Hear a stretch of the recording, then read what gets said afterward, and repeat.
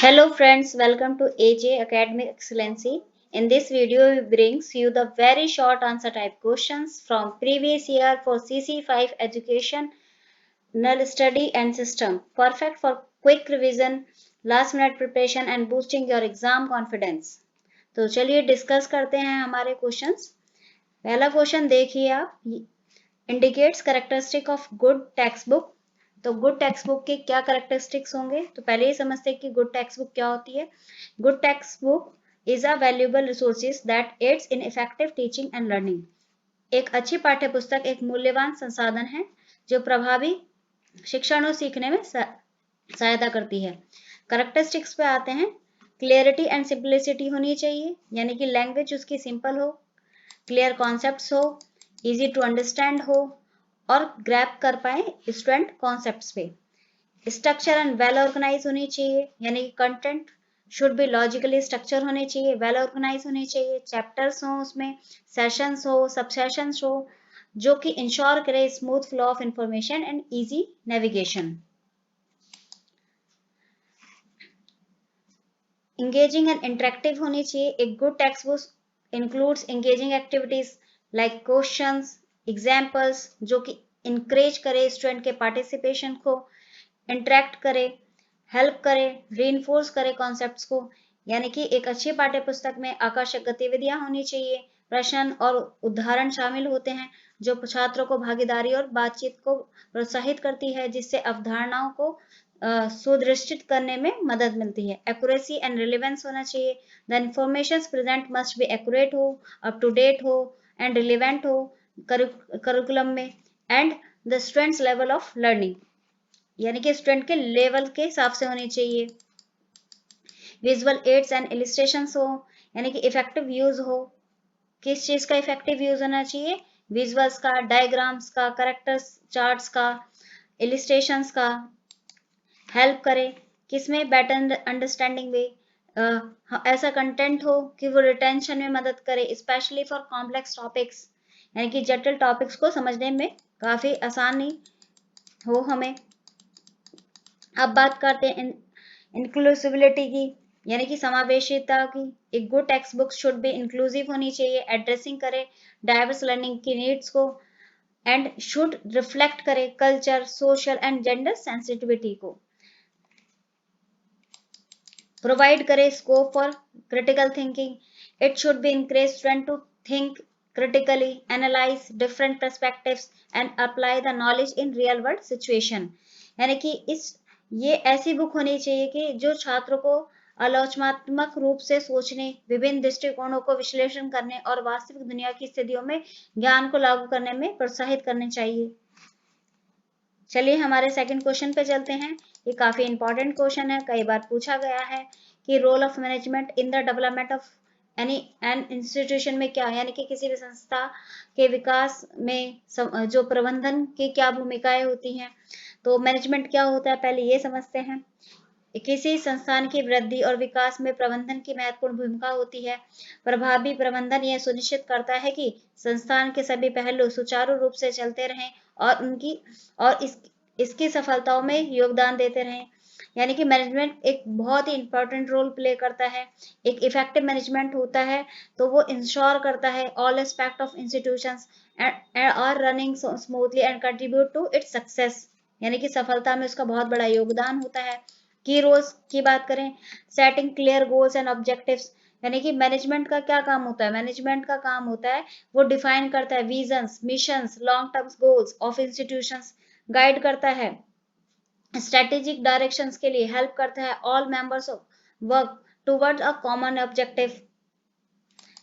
Resources allocations होता है, management is responsible for effective allocations, allocating resources including funds, human resource and infrastructure।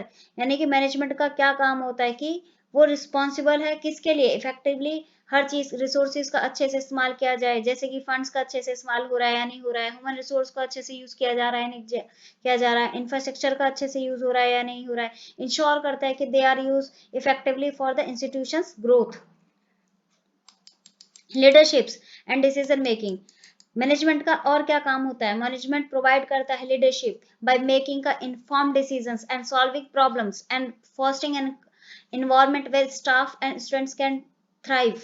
यानी कि जो management होता है वो एक लीडरशिप प्रोवाइड करता है, इंफॉर्मेशन डिसीजन लेने में मदद करता है, प्रॉब्लम सॉल्व करने में मदद करता है, इन्वायरमेंट को फॉस्टरिंग करने में मदद करता है, where the staff and students are, जहाँ पे स्टूडेंट और स्टाफ जो है उन्नति कर सके।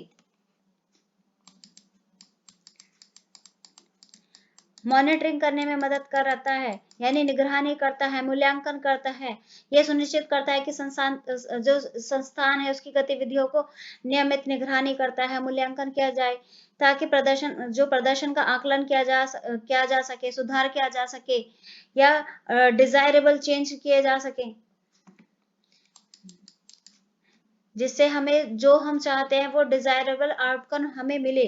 Creative a positive work environment management in cultivates करता है support and motivating works culture for staff and students encouraging collaborations and productivity. यानी कि प्रबंधन का कर्मचारियों और छात्रों के लिए एक सहायक और प्रेरक कारक संस्कृति विकसित करता है तथा सहयोग और उत्पादकता को प्रोत्साहित करता है। इनोवेशंस एंड अडेप्टेबिलिटी, तो इनोवेशंस और अडेप्टेबिलिटी में कैसे मैनेजमेंट इंकरेज करता है इनोवेशंस, यानी कि नई नई चीजों को प्रोत्साहित करता है, वो इंश्योर करता है, क्या इंश्योर करता है, institution stay up to date रहना चाहिए इंस्टीट्यूशंस लेटेस्ट ट्रेंड के साथ, एजुकेशन में, टेक्नोलॉजी में, पेडागोजी में अडेप्टिंग करे, वो जो भी चेंज आ रहे हैं, जिन चीजों की डिमांड है। चलिए अब आते हैं हमारे क्वेश्चन नंबर 3 पे। हमारा क्वेश्चन नंबर 3 क्या कहता है कि शिक्षा में विभिन्न हितधारकों की गणना करें, उनकी क्या भूमिकाएं होती है वो बतानी है हमें। ये क्वेश्चन 2019 में और 20 में दोनों में आया हुआ है और ये लॉन्ग में भी पूछा गया है, तो आप इसे अच्छे से तैयार करें कि एजुकेशन में इन्वॉल्वमेंट जो है कौन कौन स्टेक होल्डर होते हैं, इनका क्या क्या रोल होता है। शिक्षा में विभिन्न जो है स्टेक होल्डर शामिल होते हैं जिनमें से प्रत्येक शिक्षा प्रणाली के विकास और कार्य प्रणाली में महत्वपूर्ण भूमिका निभाते हैं। जैसे कि बात करते हैं कौन कौन से स्टेक होल्डर हैं, क्या उनके रोल्स हैं। तो पहला है हमारे स्टूडेंट, क्योंकि शिक्षा किसके लिए है, स्टूडेंट के लिए है, तो students are the centre focus of education, their role is to be actively engage in the learning process, observe knowledge, develop skills and apply what they learn in real life context। यानी कि एक छात्र शिक्षा का मुख्य केंद्र होते हैं, उनकी भूमिका सीखने की प्रक्रियाओं में सक्रिय रूप से शामिल होती है, यानी कि वो एक्टिवली इंगेज होते हैं लर्निंग में, ज्ञान को आत्मसार करते हैं, जो उन्होंने सीखा है उसे ऑब्जर्व करते हैं, कौशल विकसित करते हैं, नई नई स्किल्स डेवलप होती हैं, जो कुछ वह सीखते हैं उसे वास्तविक जीवन के साथ अप्लाई करने की कोशिश करते हैं। अब टीचर की बात करते हैं, तो टीचर क्या है, टीचर फैसिलिटेट करता है लर्निंग, किसके द्वारा, इम्पार्टिंग नॉलेज, यानी कि जो शिक्षक होता है वो ज्ञान प्रदान करके छात्रों को मार्गदर्शन करता है, उन्हें गाइड करता है, गाइडिंग स्टूडेंट्स, और क्या करता है, आलोचनात्मक सोच को बढ़ावा देता है, क्रिटिकल थिंकिंग को बढ़ाता है। उसके साथ साथ वो कहते हैं वह जो है पॉजिटिव लर्निंग एनवायरनमेंट को क्रिएट करता है और जो छात्रों की जो प्रगति है उसको आंकलन करता है, असेस करता है।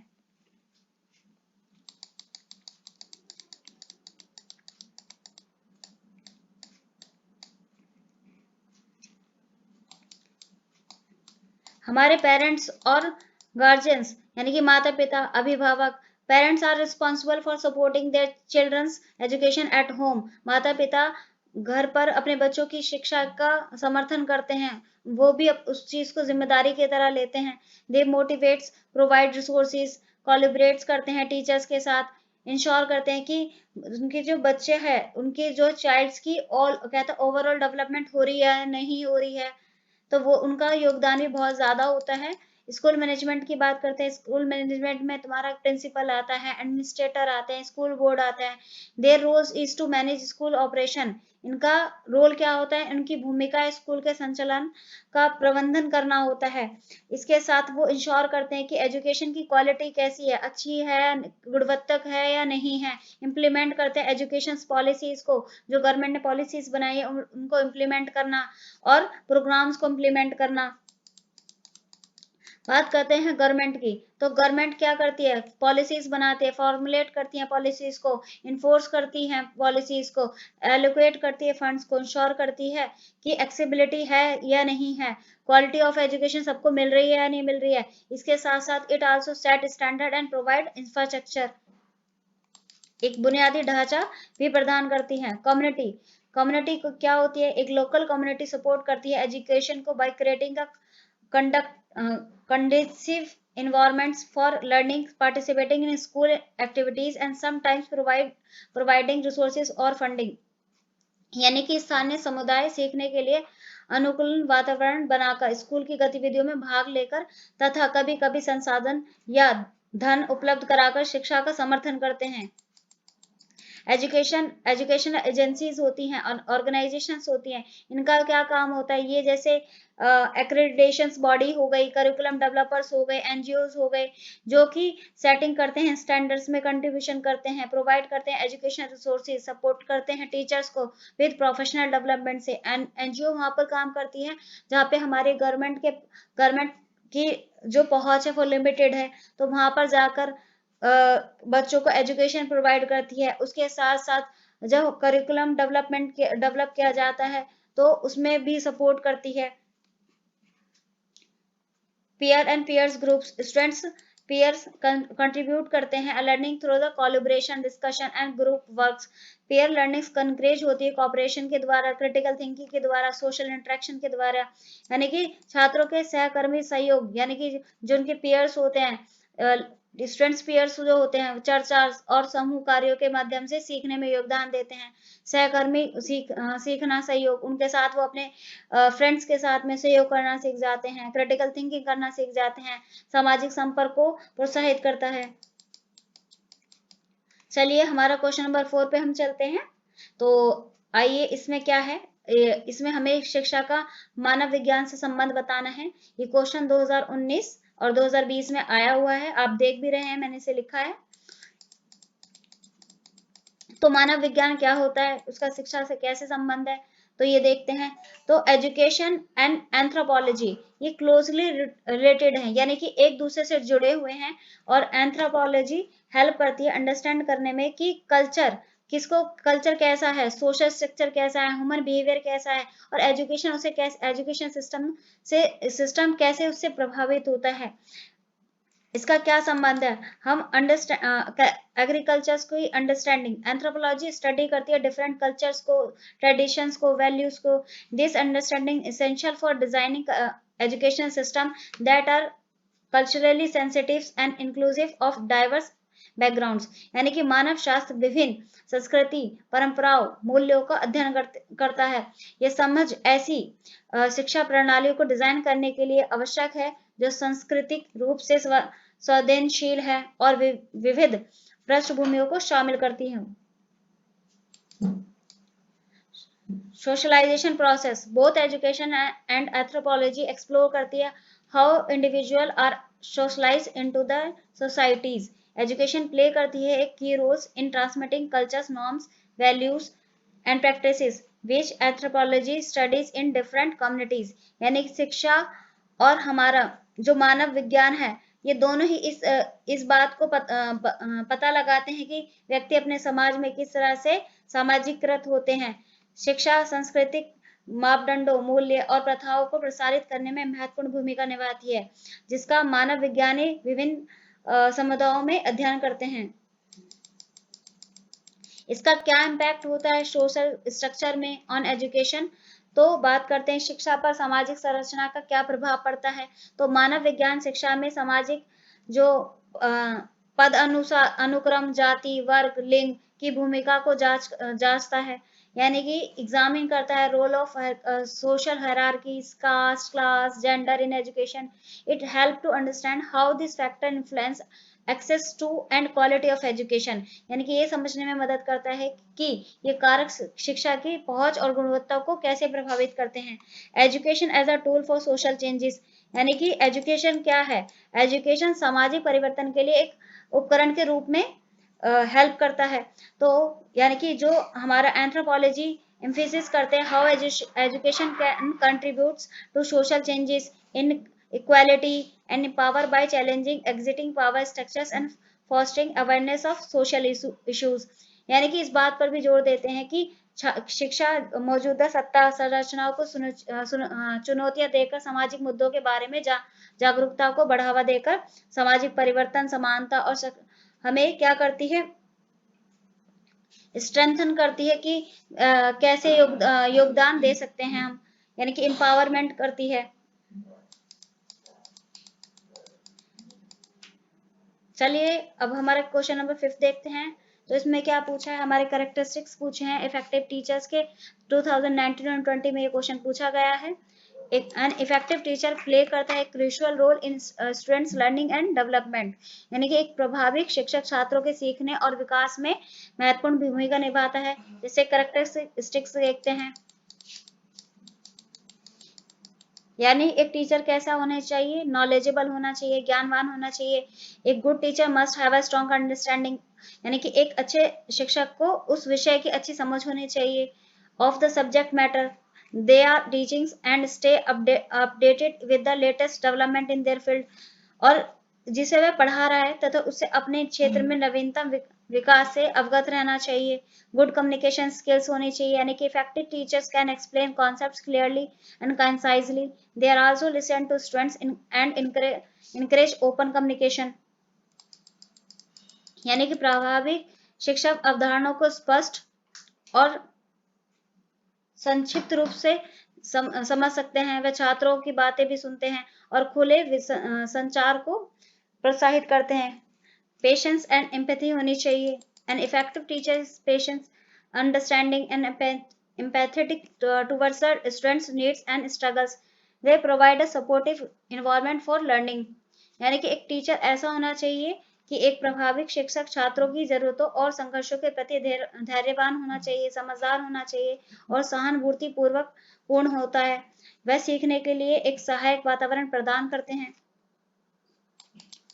अडेप्टेबिलिटी, इसका मतलब क्या है? इफेक्टिव टीचर्स अडेप्ट करते हैं their teaching method to suit the diverse learner style, यानी कि एक प्रभावी शिक्षक छात्रों की विविध जो शिक्षण शैलियों और क्षमताओं के अनुरूप अपनी शिक्षण विधियों को अडेप्ट करते हैं। यानी कि जैसा बच्चा है, कुछ बच्चे स्लो लर्नर होते हैं, कुछ बच्चे ऐसे होते हैं जो बहुत जल्दी सीख जाते हैं, जैसे गॉड गिफ्टेड स्टूडेंट्स हो गए।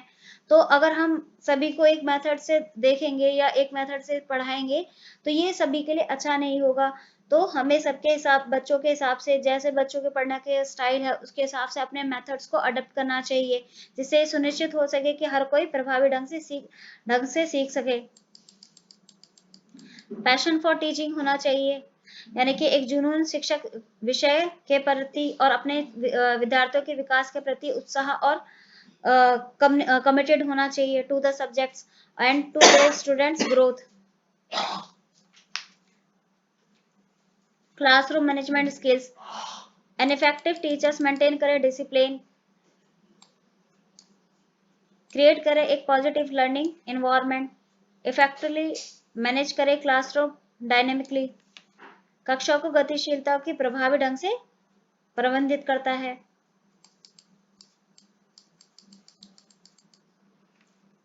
चलिए अब हमारे 2020 के क्वेश्चंस पे चलते हैं। तो इसमें क्या पूछा है? हमारा रोल पूछा है मीडिया का, टेक्नोलॉजी का इन प्रमोशन ऑफ एजुकेशन, यानी कि एजुकेशन को मीडिया का, टेक्नोलॉजी का क्या रोल होता है एजुकेशन में, उसे प्रमोट करने में। तो मीडिया एंड टेक्नोलॉजी एक इम्पॉर्टेंट रोल प्ले कर रहे हैं प्रमोट करने में एजुकेशन को, by making learning more accessible, engaging and effective, यानी कि टेक्नोलॉजी की वजह से ही कोई भी अब कभी भी सीख सकता है। अब हमें फिजिकली क्लास में जाने की जरूरत नहीं है। बात करते हैं की रोल्स की। इनहेंसिंग एक्सेसिबिलिटी, यानी कि मीडिया और टेक्नोलॉजी ब्रेक करती है जोग्राफिकल बैरियर्स को, providing access to education through online courses, यानी कि ऑनलाइन कोर्सेज के साथ हम चीजें सीख सकते हैं, ई बुक्स के द्वारा सीख सकते हैं, एजुकेशन वेबसाइट्स के द्वारा सीख सकते हैं, मोबाइल ऐप्स के द्वारा एक्सेस कर सकते हैं, making learning available to people in remote area, ऐसे एरिया जो दूर दराज क्षेत्र हैं, तो उन जगहों पे भी कहते हैं शिक्षा एक्सेसिबल है सभी के लिए। एंगेजिंग लर्निंग मेथड्स, जैसे कि through multimedia platforms like video, animation, podcast, technology make learning more interactive and engaging. It's appeals to various learning styles such as visual, auditory and kinaesthetic.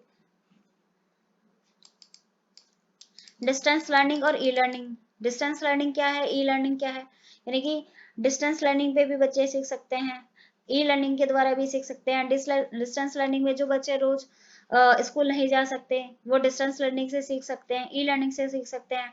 Technology enable करती है distance learning को, where childrens can access courses, attend virtual classes for anywhere, provide करती है flexibility, opportunity for life long learning के लिए। Information, यानी कि जो सूचना है उसको प्रसार करती है, यानी कि मीडिया, यानी कि स्पेशली सोशल मीडिया है, एजुकेशन चैनल्स है, वो प्ले करते हैं सिग्निफिकेंट रोल अवेयरनेस करने में अबाउट एजुकेशन प्रोग्राम्स को, स्कॉलरशिप्स को, गवर्नमेंट इनिशिएटिव्स को, promoting education among all the section of society, यानी कि किसी भी वर्ग का बच्चा ना छूटे, सबको समान शिक्षा मिल पाए। कोलैबोरेट करना, कोलैबोरेशन एंड कम्युनिकेशन, सहयोग और संचार से सीख सकते हैं, जैसे कि डिजिटल उपकरण जो विभिन्न क्षेत्रों के छात्र, शिक्षकों और विशेषज्ञों के बीच सहयोग की सुविधा प्रदान करते हैं, जैसे प्लेटफॉर्म्स में हमारे फोरम्स हो गए, ब्लॉग्स हो गए, सोशल मीडिया हो गए, जो शेयर करते हैं नॉलेज और आइडियाज को।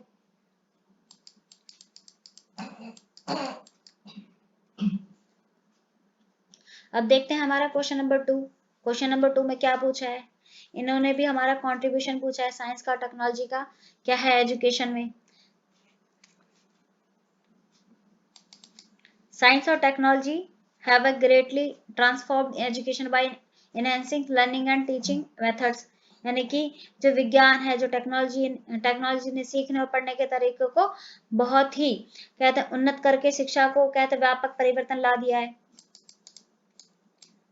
इसके क्या क्या क्या कॉन्ट्रीब्यूशंस किए हैं, तो कॉन्ट्रीब्यूशन देखते हैं कि एक्सेस टू इन्फॉर्मेशन, यानी सूचना तक पहुंच, यानी कि टेक्नोलॉजी की वजह से, यानी कि इंटरनेट की वजह से हम अब जो है बहुत अधिक मात्रा में सूचना प्रदान करता है, मतलब टेक्नोलॉजी जो है बहुत अधिक मात्रा में सूचना प्रदान करती है, जैसे इंटरनेट से हम कभी भी कोई भी इंफॉर्मेशन निकाल सकते हैं, जिससे जो शिक्षण है, यानी कि making learning resources accessible to students and teachers anywhere any time, यानी कि टेक्नोलॉजी की वजह से भी हम कहते हैं इंटरनेट की वजह से हम इंफॉर्मेशन को बहुत ज़्यादा वास्ट अमाउंट में प्रोवाइड हो जाती है हमें, हम मेकिंग लर्निंग रिसोर्स एक्सेसिबल होते हैं स्टूडेंट्स के लिए भी, टीचर्स के लिए भी, एनीवेयर एनी टाइम, कभी भी हम सीख सकते हैं, अपनी सुविधा के हिसाब से सीख सकते हैं। ई लर्निंग प्लेटफॉर्म्स हो गए हमारे, जैसे डिजिटल लर्निंग टूल्स हमारे, ऑनलाइन कोर्सेज है, एजुकेशन एप्स हैं जो अलाउ करते हैं फ्लेक्सिबल लर्निंग्स, कैटरिंग करते हैं डिफरेंट लर्निंग स्टाइल्स को एंड नीड्स को। इंटरेक्टिव लर्निंग हो गई है हमारी, इंटरेक्टिव लर्निंग में जैसे science and technology have introduce multimedia tools, simulations and interactive lessons that engage students and make learning more effective, यानी कि साइंस ने, टेक्नोलॉजी ने मल्टीमीडिया टूल्स को, सिमुलेशंस को और इसके साथ साथ इंटरेक्टिव लेसन्स को मतलब इस तरह से पेश किया है कि जो छात्र को जोड़ते हैं, सीखने में बहुत ही अधिक प्रभावी बनाते हैं, इम्प्रूव करते हैं, जैसे इम्प्रूव असेसमेंट मेथड्स, यानी कि टेक्नोलॉजी ने हमारे असेसमेंट मेथड्स को भी बहुत ज़्यादा इम्प्रूव करती है, जैसे हम ऑनलाइन टेस्ट ले सकते हैं, क्विज ले सकते हैं, रियल टाइम फीडबैक्स ले सकते हैं, अलाउ करती है टीचर्स को एक्सेस करने में स्टूडेंट की अंडरस्टैंडिंग को मोर इफेक्टिवली, कि हम ये देख सकते हैं कि बच्चे ने किस तरीके से सीखा है, नहीं सीखा है, जिससे जो शिक्षक होते हैं छात्र की समझ का अधिक कुशलता से आकलन कर सकते हैं।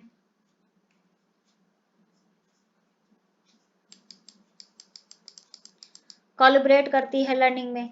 साइंस और टेक्नोलॉजी सपोर्ट करती है। कोलैबोरेट यानी कि सहयोगात्मक शिक्षण को हम ऑनलाइन फोरम में, वर्चुअल क्लासेस में, ग्रुप एक्टिविटीज से कहते हैं मिलकर सीख सकते हैं।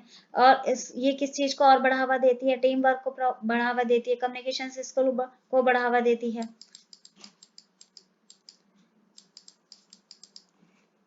अब देखिए हमारे 2022 के क्वेश्चंस आ गए हैं। तो पहला क्वेश्चन देखिए आप क्या है इसमें। ये क्रिटिकली एनालाइज करना है education as an area of study. तो देखिए एजुकेशन क्या है? Education as an area of study has both strength and limitations.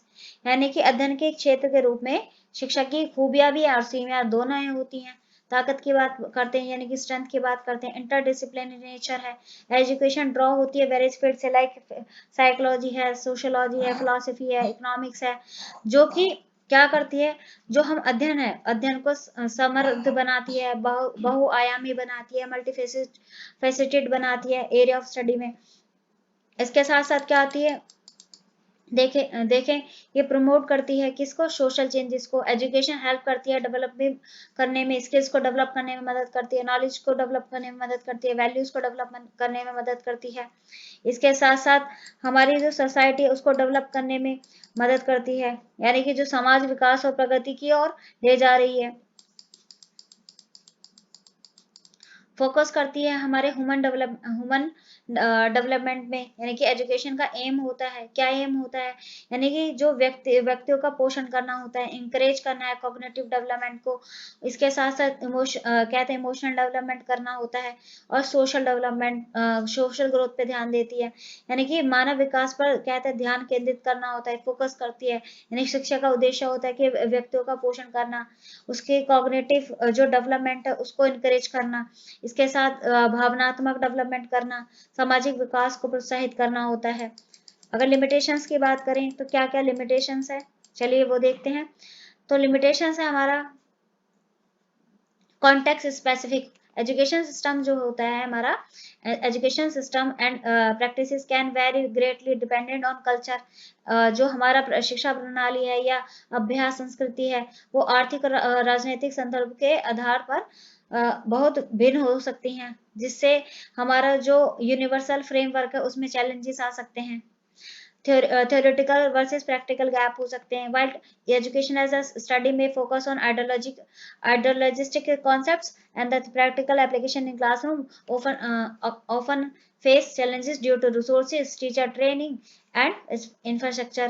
कहने का मतलब है जो theoretical और practical gaps हो सकते हैं, यानी कि जबकि शिक्षा एक अध्ययन के रूप में आदर्शवादी अवधारणाओं पर ध्यान केंद्रित कर सकती है, और कक्षा में जो व्यवहारिक अनुप्रयोग है, अक्सर संसाधन की वजह से या शिक्षण कई जो हमारे शिक्षक है उनकी ट्रेनिंग की हुई नहीं है अच्छे से, या फिर बुनियादी हमारे ढांचे के कारण चुनौतियां पैदा हो सकती है।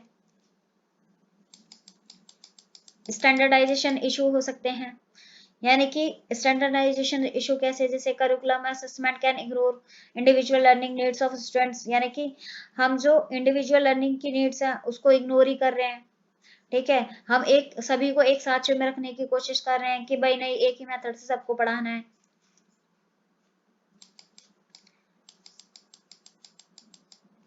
ये क्वेश्चन पूछा गया है, व्हाट इज सीसीई? सीसीई क्या होता है? तो सीसीई का मतलब होता है continuous and comprehensive evaluations. It is a school based system of assessment introduced by CBSE. यानी कि इसका मतलब सीसीई का मतलब होता है सतत व्यापक मूल्यांकन। और इसकी कहते हैं इसकी अगर सीबीएसई द्वारा शुरू की गई थी मूल्यांकन की एक स्कूली आधारित प्रणाली, और इसे supported in educational policy, like कहते हैं कौन सी पॉलिसी ने एजुकेशन पॉलिसी ने सपोर्ट किया था? इसे एनसीएफ 2005 ने, और राइट टू एजुकेशन एक्ट 2009 ने।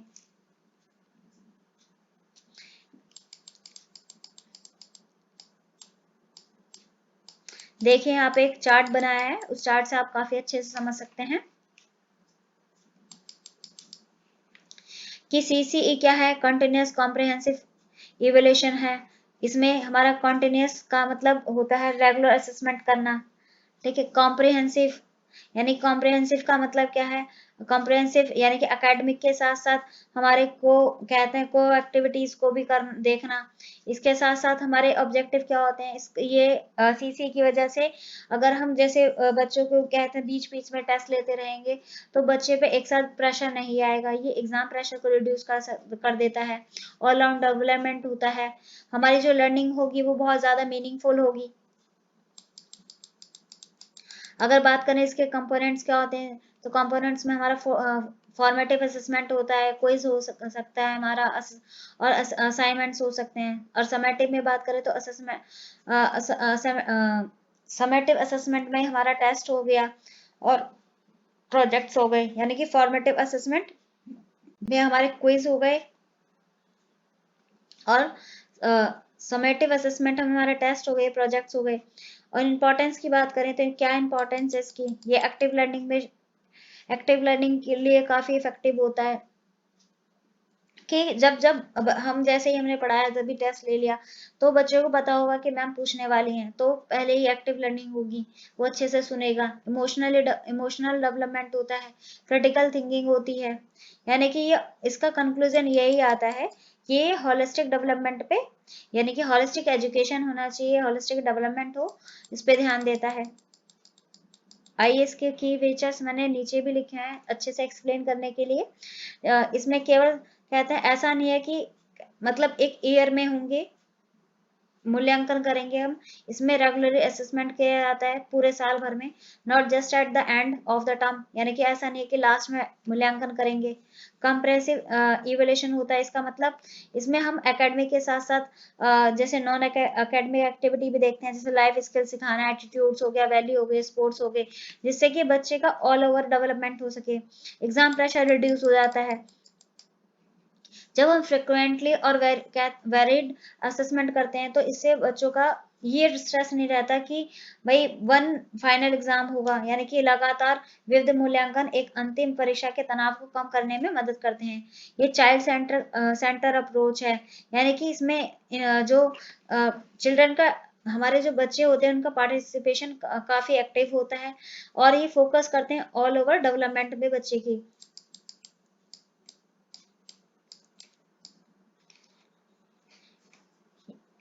आइए क्वेश्चन नंबर सेकंड देखते हैं। क्वेश्चन नंबर सेकंड में क्या है हमारा? ये इंडिकेट कर रहा है, क्या इंडिकेट करना है? रिलेशन बताना एजुकेशन का विद साइकोलॉजी के साथ में। अब वही जैसे हमने पढ़ा था ऊपर, ऐसे ही एजुकेशन और साइकोलॉजी एक दूसरे से जुड़े हुए हैं, रिलेटेड है फील्ड से। साइकोलॉजी हेल्प करती है अंडरस्टैंड में, क्या अंडरस्टैंड करने में मदद करती है? मेंटल एबिलिटीज को, इंटरेस्ट को, इमोशंस को, और बिहेवियर, किसके बिहेवियर को? लर्नर के बिहेवियर को। ये कहते हैं ये which is essential for effective teaching and learning, यानी कि जो प्रभावी शिक्षण और सीखने के लिए आवश्यक भी होता है। आइए बात करते हैं हमारे रिलेशन क्या है एजुकेशन का और साइकोलॉजी का। तो अंडरस्टैंड करने में मदद करती है लर्नर्स को, यानी कि जो हमारे बच्चे हैं उनको समझना। यानी कि साइकोलॉजी हेल्प करती है टीचर्स को ये समझने में कि अंडरस्टैंड करने में कि स्टूडेंट्स का डेवलपमेंटल स्टेज क्या है और लर्नर की इस टाइम पे नीड क्या है, यानी कि उसकी जरूरत क्या है। तो ऐसा तो नहीं है कि अगर कोई बच्चा यूकेजी या फर्स्ट क्लास में, तो हम उसको फिफ्थ क्लास के कॉन्सेप्ट समझाने लग जाएंगे, क्योंकि उसकी समझ इतनी विकसित नहीं हुई है। इम्प्रूविंग टीचिंग मेथड्स, यानी कि हमारे जो टीचिंग मेथड उनमें भी सुधार में मदद करती है। एजुकेशन साइकोलॉजी प्रोवाइड्स करती है techniques for making learning more effective. इसके साथ साथ मोटिवेशन एंड लर्निंग में मदद करती है। जो साइकोलॉजिकल प्रिंसिपल्स होते हैं वो हेल्प करते हैं स्टूडेंट्स को मोटिवेट करने में और managing classroom behaviour, classroom behaviour को मैनेज करने में। असेसमेंट एंड इवैल्यूएशन, तो असेसमेंट करने में, मूल्यांकन करने में हमें मदद करती है। तो साइकोलॉजी ऑफर करती है टूल्स को फॉर मेजरिंग, क्या करती है? इंटेलिजेंसी, एप्टीट्यूड्स एंड प्रोग्रेस, यानी कि मनोविज्ञान, बुद्धि, योग्यता और कहते हैं प्रगति को मापने के लिए उपकरण प्रदान करती है। इसी प्रकार जो हमारी जो साइकोलॉजी है वो प्रोवाइड करती है scientific base for education practices and help करती है इन होलिस्टिक डेवलपमेंट ऑफ लर्नर, यानी कि बच्चे का होलिस्टिक डेवलपमेंट हो। ये क्वेश्चन लॉन्ग में भी पूछा गया है, क्वेश्चन नंबर 3 कि लोकल कम्युनिटी वर्क कैसे करती है सपोर्ट सिस्टम में एजुकेशन में। वहाँ पे मैंने काफी अच्छे से एक्सप्लेन भी किया है। तो लोकल कम्युनिटी भी काफी इंपॉर्टेंट रोल प्ले करती है एजुकेशन को सपोर्ट करने में, एक पॉजिटिव इन्वायरमेंट प्रोवाइड करती है लर्निंग के लिए। अब क्या किस किस तरीके से उनका योगदान होता है, जैसे रिसोर्सेज प्रोवाइड करना, जैसे कम्युनिटी हेल्प करती है लैंड्स को डोनेट करना, बिल्डिंग्स को डोनेट करना, फंड्स फॉर स्कूल मॉनिटर करना, यानी कि काम काज है उसमें निगरानी रखती है। वो ये इंश्योर करती है कि टीचर्स रेगुलर हैं या नहीं है, स्कूल अच्छे से चल रहा है या नहीं चल रहा है। इंकरेज करती है एनरोलमेंट्स को। जो लोकल लीडर होते हैं वो पेरेंट्स को मोटिवेट करते हैं कि वो अपने बच्चों को स्कूल भेजे, स्पेशली लड़कियों को। प्रमोट करती है कल्चर लर्निंग को, यानी कि कम्युनिटी हेल्प करती है कि जो लोकल ट्रेडिशंस है उनको शामिल किया जाए और नॉलेज दी जाए हमारे करिकुलम में, ज्ञान को भी शामिल किया जाए जो लोकल लोकल जो कल्चर्स है उनमें। तो अगर बात करें तो ओवरऑल क्या हमने समझा है इसमें, तो हमने ये समझा है कि जो जो लोकल कम्युनिटी है वो एक्टिवली पार्टिसिपेट करती है, स्ट्रेंथन करती है एजुकेशन सिस्टम को, प्रोवाइड करती है क्वालिटी ऑफ, इम्प्रूव करती है क्वालिटी ऑफ स्कूलिंग की, यानी स्कूलिंग शिक्षा को काफी अच्छे से सुधार, कहते हैं गुणवत्ता में सुधार करती है। अब बात करें school as a medium of social change, explain in short, यानी कि स्कूल एक, मतलब स्कूल कैसे समाज में परिवर्तन करने के लिए एक माध्यम के रूप में काम करते हैं। तो स्कूल एक प्ले करते हैं एक virtual role in bringing about the social change by acting as an agent of modernization and transformation, यानी कि जो आधुनिकरण है ये परिवर्तन के एजेंट के रूप में कार्य करके जो स्कूल सामाजिक परिवर्तन लाने में महत्वपूर्ण भूमिका निभाता है। ये समाज की बदलती जरूरतों के साथ तालमेल बैठाने के लिए व्यक्तिगत दृष्टिकोण, विश्वास और मूल्यों को नया आकार देने में मदद करता है। जैसे औपचारिक शिक्षा के माध्यम से हम स्कूल ज्ञान का प्रसार करते हैं, हमारे क्या क्रिटिकल थिंकिंग को बढ़ाता है, डेवलप करता है हमारे डेमोक्रेटिक वैल्यूज को, जैसे इक्वालिटी, समानता, न्याय या धर्म निरपेक्षता, यानी कि सेकुलरिज्म को। तो स्कूल का क्या कंट्रीब्यूशन होता है, चलिए ये पढ़ते हैं। प्रोमोटिंग सोशल मोबिलिटी, यानी कि सामाजिक गतिशीलता को बढ़ाता है। जो इस एजुकेशन होती है वो एनेबल करती है individual for disadvantages background to improve their social economic status, यानी शिक्षा वंचित जो पृष्ठभूमि के व्यक्तियों को उनकी सामाजिक आर्थिक स्थिति में सुधारने में मदद करती है। भाई अच्छे पढ़े लिखे होंगे तो अच्छी जॉब मिलेगी, और अच्छी जॉब मिलेगी तो उनका लिविंग ऑफ स्टैंडर्ड भी इम्प्रूव होगा। क्रिएटिव सोशल अवेयरनेस, यानी कि सामाजिक जागरूकता पैदा करता है। Student learn about social issues, बच्चे सोशल इशूज के बारे में जानते हैं, जैसे जेंडर इनइक्वालिटी के बारे में, कास्ट डिस्क्रिमिनेशन के बारे में जानते हैं, एनवायरमेंटल कंसर्न के बारे में, यानी कि समाजी मुद्दों के बारे में सीखते हैं। इनकरेज करते हैं एक्टिव पार्टिसिपेट इन रिफॉर्म, यानी कि सुधार करने में भी वो एक्टिवली पार्टिसिपेट करते हैं। राष्ट्रीय एकता को बढ़ाते हैं, स्कूल जो है ब्रिंग करते हैं together childrens for diverse background, यानी कि स्कूल की जो विविध पृष्ठभूमि के बच्चों को एक साथ लाया जाता है, एक तो आपसी सम्मान को बढ़ाया जाता है। डेवलपिंग रेशनल आउटलुक्स, यानी कि scientific tempers and rational thinkings are nurtured, helping reduce जो सुपरस्टिशियस एंड ऑर्थोडॉक्स बिलीफ्स, यानी कि जो वैज्ञानिक स्वभाव यानी कि तर्कगत सोच को पोषित करता है, यानी कि हम हर चीज के पीछे ये देखते हैं कि क्या साइंटिफिक रीजन है, क्या रैशनल थिंकिंग है। इससे जो अंधविश्वास है वो खत्म होता है और जो रूढ़िवादी जो मान्यता है उनको कम करने में मदद मिलती है। इम्प्लीमेंटिंग गवर्नमेंट पॉलिसीज, स्कूल जो है प्ले करता है एक इम्पॉर्टेंट रोल, अवेयरनेस स्प्रेड करता है, awareness about social welfare schemes and constitution right, यानी कि जो हमारे कॉन्स्टिट्यूशन राइट्स हैं उनको उनकी जानकारी हमें स्कूलों से मिलती है। इसके साथ साथ स्कूल स्कूल एक फंक्शन पावरफुल इंस्टीट्यूशन की तरह काम करता है। ये that not only reflect but also sharply shapes and transforms society, यानी कि स्कूल एक शक्तिशाली संस्थान के रूप में कार्य करता है जो न केवल समाज को दर्शाता है बल्कि सक्रिय रूप से समाज का आकार देता है और बदलता भी है। आइए देखते हैं डिफरेंस क्या है करिकुलम और सिलेबस के बीच में। ये 2024 के क्वेश्चन है कि करिकुलम क्या है और सिलेबस क्या है। तो करिकुलम क्या होता है? तो करिकुलम एक कॉम्प्रिहेंसिव फ्रेमवर्क होता है जो encompassing the total education experience offer by an institution, यानी कि ये एक व्यापक रूपरेखा है जिसमें किसी संस्थान द्वारा प्रदान किए जाने वाले कुल शैक्षिक अनुभवों को शामिल किया जाता है। इसमें हमारे इंक्लूड्स होते हैं objective, content, learning experience, teaching learning process, material, assessment methods and evaluation strategies. Syllabus क्या होता है?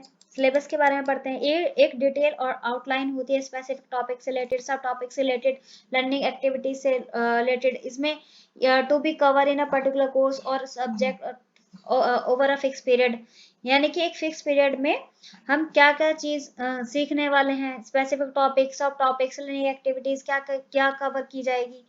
एक ये एक्ट करता है एक रोड मैप के लिए, किस रोड मैप होता है किसी टीचर के, हमारे टीचर्स के लिए, स्टूडेंट्स के लिए। ये स्पेसिफाई करता है, स्पेसिफाइंग द सीक्वेंस में होता है timing of institution, instructions, content and assessment. देखिए ये डिफरेंस यहाँ पे मैंने शो किया है। तो करिकुलम क्या है, सिलेबस क्या है। तो करिकुलम हमने जाना कि ये इसमें सारे ऑल लर्निंग एक्सपीरियंस इंक्लूड होते हैं जो भी एजुकेशन प्रोग्राम के दौरान हम एक्सपीरियंस करते हैं। और सब सिलेबस क्या होता है? ये एक स्पेसिफिक आउटलाइन होती है किसी भी सब्जेक्ट या टॉपिक से रिलेटेड हो गई जो पर्टिकुलर कोर्स में सिखाए जाएंगे।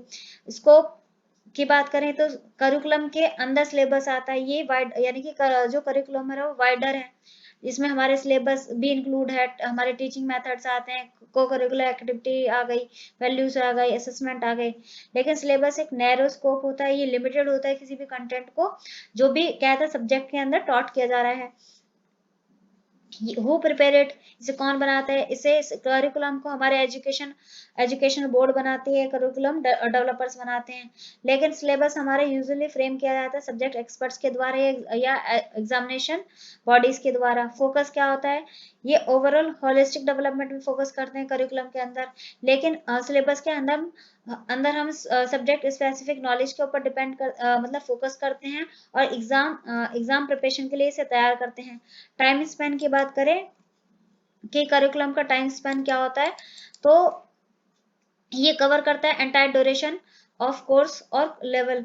यहाँ लेकिन जो सिलेबस होता है ये पर्टिकुलर किसी टर्म के लिए हो सकता है, सेमेस्टर के लिए हो सकता है या एग्जाम पीरियड के लिए हो सकता है। तो कंक्लूजन क्या आता है? कंक्लूजन ये आता है इन द समरी, जो करिकुलम है हमारा ये ओवरऑल एजुकेशन जर्नी होती है, लेकिन syllabus subject wise road map होता है with in the with in that journey. और बहुत ही दोनों ही इसेंशियल होते हैं बट सर्व डिफरेंट रोल्स। दोनों के अलग अलग रोल हैं ऑर्गेनाइजिंग हमारी लर्निंग को ऑर्गेनाइज करने के लिए।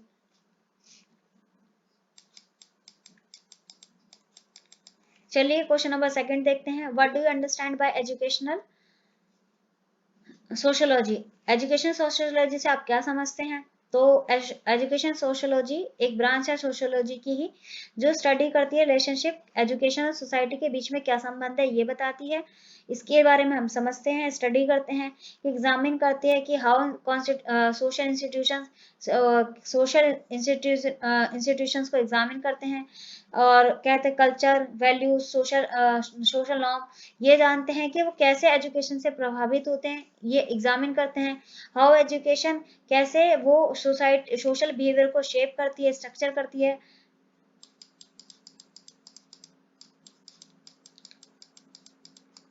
अगर की फीचर्स की बात करें तो स्टडी जो हमारी study education as a social institution, यानी सामाजिक संस्था के रूप में शिक्षा का अध्ययन।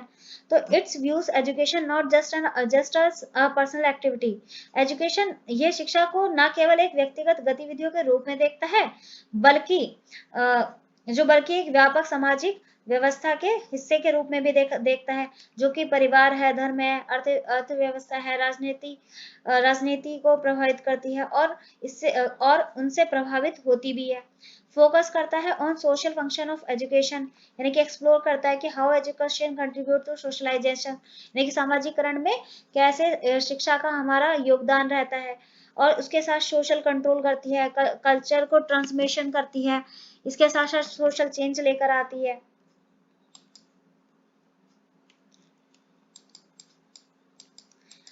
और address issues of equity and justice, यानी कि एजुकेशन सोशियोलॉजी एग्जामिन करती है how factor like caste, class, gender, region affect करते हैं एक्सेस करने में या क्वालिटी ऑफ एजुकेशन के अंदर, हेल्प करती है पॉलिसी फॉर्मेशन करने में। हम ये समझते हैं कि क्या समझते हैं कि by understanding the social context of learners and teachers it guide the design of inclusive, relevant and democratic education system, यानी कि टीचर और जो हमारे लर्नर है उनके सामाजिक संदर्भ, जो सामाजिक संदर्भ है उसको समझने में मदद करती है।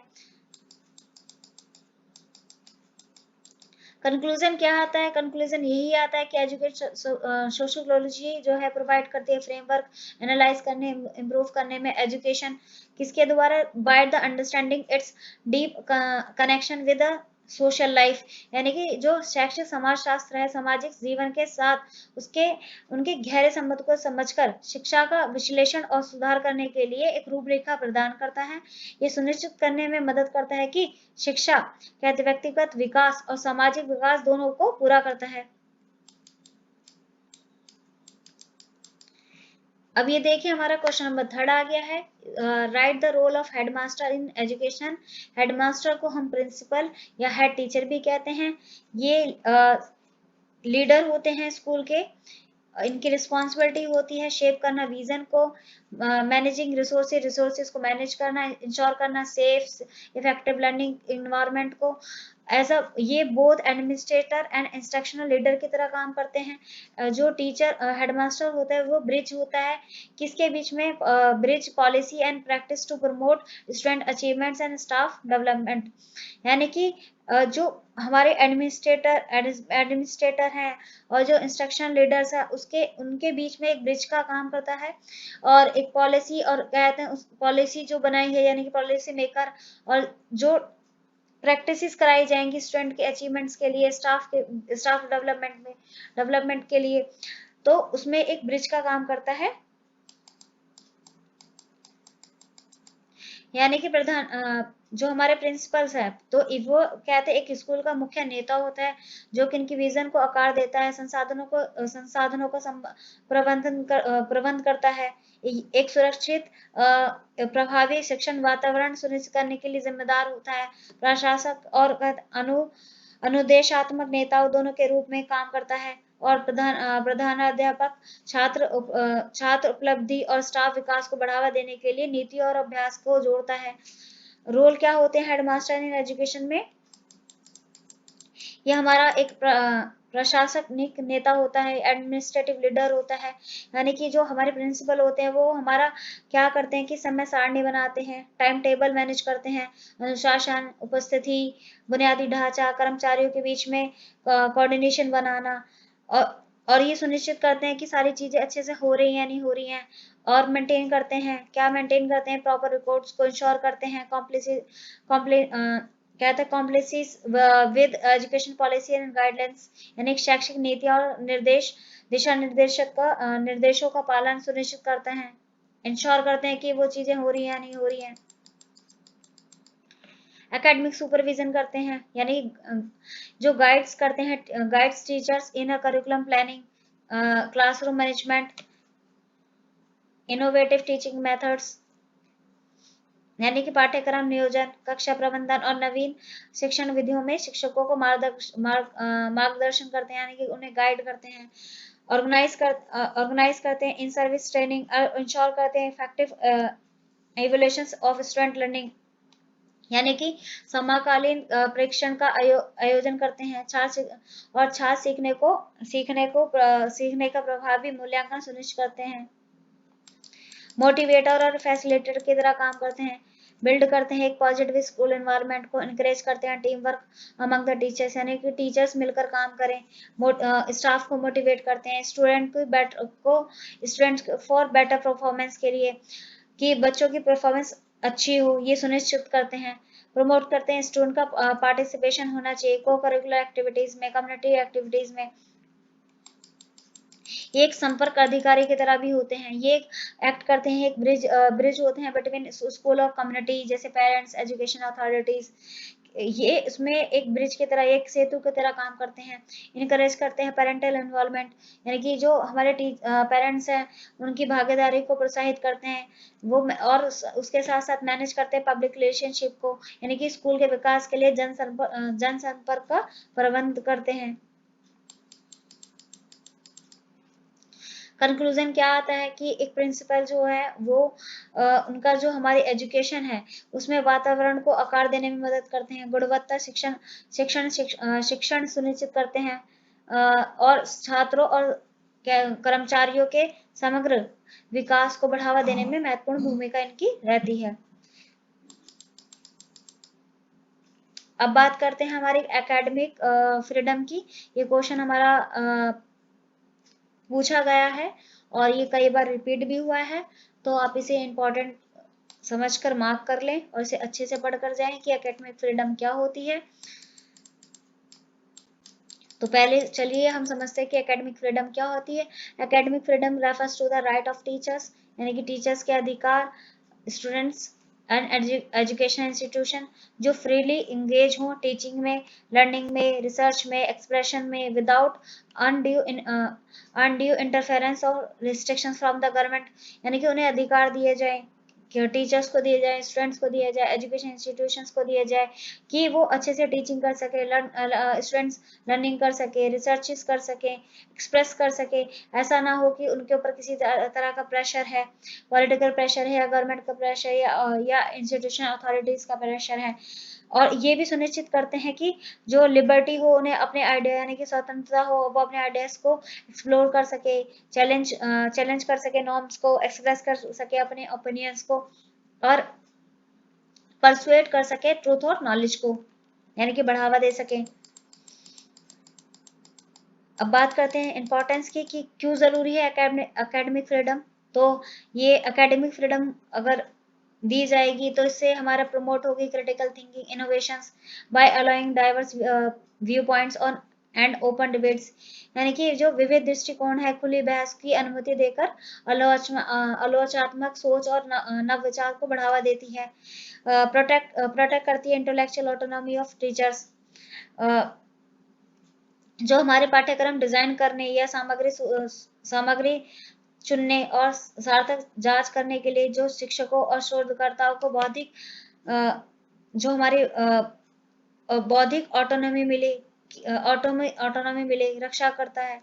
तो अगर हमारी जो यानी कि कहने का मतलब ये है ये प्रोटेक्ट करता है इंटेलेक्चुअल ऑटोनॉमी टीचर्स की, रिसर्चर्स की, कि वो डिजाइन कर पाए करिकुलम को, चूज कर पाए मटेरियल को, और परसुए कर पाए मीनिंगफुल इंक्वायरी को, strengthen democracy for fostering an environment of free thoughts, dialogues and responsible citizen, यानी कि स्वतंत्र विचार हो, संवाद हो, जिम्मेदार नागरिकों के माहौल को बढ़ावा देकर लोकतंत्र को मजबूत बनाता है। कंक्लूजन क्या आता है एकेडमिक फ्रीडम का।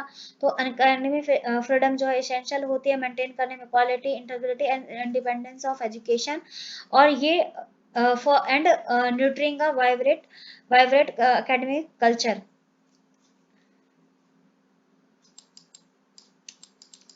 अभी हमारा लास्ट क्वेश्चन है question number 5, write role of media in promotion of education. हमने ऊपर भी पढ़ा है कि क्या रोल होता है मीडिया का एजुकेशन में।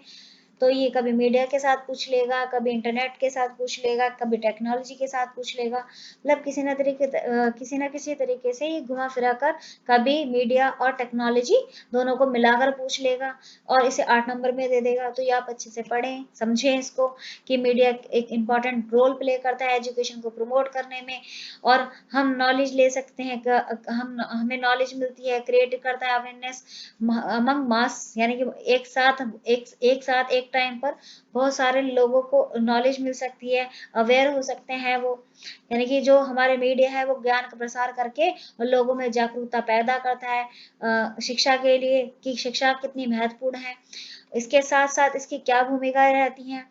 तो ये एजुकेशनल ब्रॉडकास्ट, जैसे कि आपने देखा होगा कि इग्नू के चैनल्स होते हैं हमारे, और उसमें कहते हैं हमारे 11th क्लास, सिक्स क्लास, यानी कि हर क्लास की कहते हैं लेक्चर्स आते हैं टीवी पर, यानी कि टेलीविजन पे आते हैं, रेडियो पे भी आते हैं, ऑनलाइन प्लेटफॉर्म्स है जो ब्रॉडकास्टिंग करते हैं एजुकेशन प्रोग्राम्स को। और ये बहुत ही इनकी पहुंच वाइड ऑडियंस के साथ कनेक्टेड होते हैं। ये उन इलाकों को भी इंक्लूड करते हैं जो रिमोट एरिया है, या हमारे जो रिमोट एरिया में रहने वाले लर्नर्स है, या रूरल एरिया में रहने वाले लर्नर्स है, तो सभी को शिक्षा मिल पाए, अवेयरनेस फैलाता है। तो मीडिया जो है अवेयरनेस फैलाता है, एजुकेशन पॉलिसी से रिलेटेड, स्कीम से रिलेटेड, स्कॉलरशिप से रिलेटेड प्रोग्राम जो गवर्नमेंट चला रही है, कोई अदर ऑर्गेनाइजेशन चला रही है, उसके साथ साथ सप्लीमेंट्री क्लासरूम लर्निंग होती है। मीडिया जो प्रोवाइड करता है एडिशनल लर्निंग मटेरियल, जैसे कि एजुकेशन वीडियो हो गई, डॉक्यूमेंट्रीज हो गई, पॉडकास्ट हो गए, आर्टिकल्स हो गए, जो कि हमारे इनरिच करते हैं क्लासरूम एक्सपीरियंस को। डिस्टेंस और ऑनलाइन एजुकेशन हो गई, मीडिया हेल्प करता है distance education become more effective and online classes, जैसे मूव हो गई, ई लर्निंग प्लेटफॉर्म्स हो गए हमारे, जो अलाउ करते हैं कि बच्चे कहीं भी सीख सकते हैं, किसी भी टाइम भी सीख सकते हैं। इनकरेजिंग लाइफ लॉन्ग लर्निंग, यानी कि मीडिया जो है इनकरेज करता है सेल्फ लर्निंग के लिए, प्रमोट करता है एजुकेशन को अमंग द अडल्ट के अंदर, out of schools individual supporting the idea of life long learning. यानी कि जो कहते हैं मीडिया जो है स्व शिक्षण को यानी कि सेल्फ लर्निंग के लिए प्रोत्साहित करता है, वयस्कों को स्कूल से जो बाहर के जो व्यक्ति हैं उनके बीच में शिक्षा को बढ़ाता है, और आजीवन सीखने के लिए समर्थन करता है। यहाँ पे एक हमने चार्ट बनाया है, उसे आप देख सकते हैं कि देखिए यहाँ पे हमने क्या क्या सीखा है कि मीडिया का क्या रोल है। ये अवेयरनेस फैलाता है, पॉलिसी से रिलेटेड, स्कीम से रिलेटेड, स्कॉलरशिप से रिलेटेड, प्रोग्राम से रिलेटेड, इनकरेज करता है लाइफ लॉन्ग लर्निंग, जो अडल्ट हैं जो स्कूल छोड़ चुके हैं उनको भी इनकरेज करता है कि वो हम जीवन भर सीखते रहें। डिस्टेंस एंड ऑनलाइन एजुकेशन, जैसे कि जो दूर दराज इलाकों में बच्चे रहते हैं वो ऑनलाइन प्लेटफॉर्म से या मूक्स के द्वारा चीजें सीख सकते हैं। सप्लीमेंट्री क्लासरूम्स लर्निंग, यानी वीडियो, डॉक्यूमेंट्री, पॉडकास्ट या आर्टिकल्स देकर हम कहते हैं सप्लीमेंट्री क्लासरूम लर्निंग हो जाती है हमारी। एजुकेशनल ब्रॉडकास्ट है जैसे इग्नू के हैं, आकाशवाणी हो गया, और इसके साथ साथ जो है टेलीविजन, रेडियो और ऑनलाइन प्लेटफॉर्म्स पे ब्रॉडकास्ट आते हैं एजुकेशन प्रोग्राम्स के, जो हमारी लर्निंग को कहते हैं और दूर दराज इलाकों में जो बच्चे हैं उनके पास तक पहुंच पाए। तो चलिए आज हमने सभी very short answer type question सभी डिस्कस करनी है 1 घंटे के अंदर, 2019 से लेके 2020-24 तक के।